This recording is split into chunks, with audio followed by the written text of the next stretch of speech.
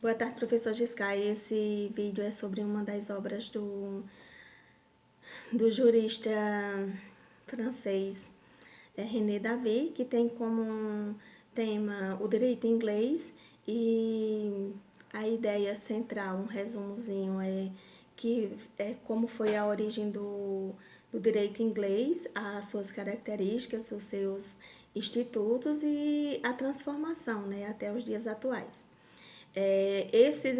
O direito inglês, ele passou por 4 períodos. Ele passou pelo período anglo-saxônico, o período da formação da common law do século XI ao século XV, o período da rivalidade e da equity do século XV ao século XIX e o período moderno, que é o atual.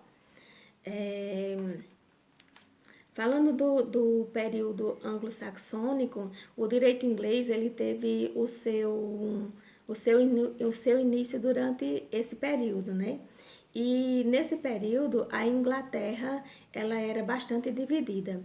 Existia os tribunais que julgava por características populares, por costumes, né? E esse período ele antecedia a conquista da Normanda na Inglaterra em 1066. Esse período, por isso que ele ficou conhecido como o período anglo-saxônico, né? Segundo René Davy, o direito anglo-saxônico ele era mal conhecido porque as leis elas eram redigidas e essas leis redigidas elas só ocorreram após o cristianismo, com a contribuição de Santo Agostinho em 596. Ao contrário das leis bárbaras, que eram redigidas em latim, nesse período era na língua saxônica, né? Mas só que no ano de 600 só tinham 90 frases, né? Redigidas.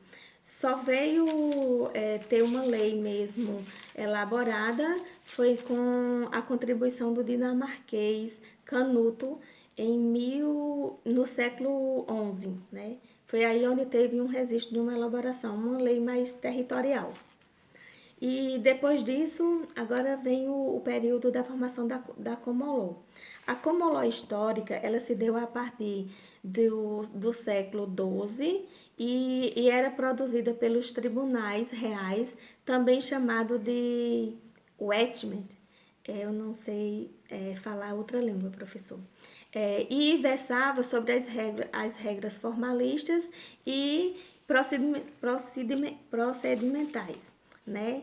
A common law histórica ela vigorou após a unificação da Inglaterra em 1066 pelos normandos e a divisão do território ocupados em feudos, que foi ali que aconteceu a formação do feudalismo.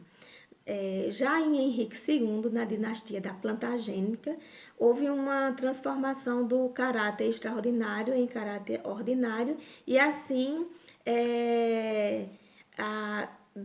essa transformação da Cúria Régia que criou 3 tribunais, que eu também não sei falar o nome, Exeque, Comorplias e King Bish. A jurisdição senhoral ela também acaba se diminuindo nessa época e também o leque dos julgados pela coroa aumenta. Os julgamentos aumentam e o feudalismo ela tem uma diminuição, né? O feudalismo não, a jurisdição senhoral.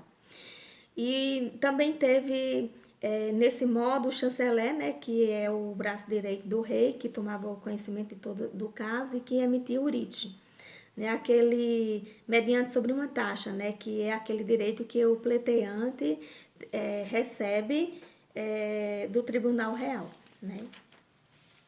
E também, e agora a equity, né, que são os precedentes gerados pela chancelaria e que ela nasceu como complementação dos tribunais reais e terminou se considerando como rival da common law histórica. Essa época ela surgiu no final do século XV, se desenvolveu durante o século XVI, através dos tribunais da chancelaria que produziam regras materiais. E por fim, o período moderno, que houve muitas reformas no século XIX, né? Essas reformas representavam uma época de transformação fundamental da história do direito inglês, e o que marcou na época foi as ideias do Beta, que houve o desenvolvimento da legislação, das reformas radicais do processo e uma atenção maior ao direito substantivo na Europa continental. As relações da common law tenderão a ser mais sistemáticas, reagrupadas, e a organização judiciária foi modificada. E os principais instrumentos para os conhecimentos ingleses foi a jurisprudência, a legislação e a nova coleção do repórter. E é isso.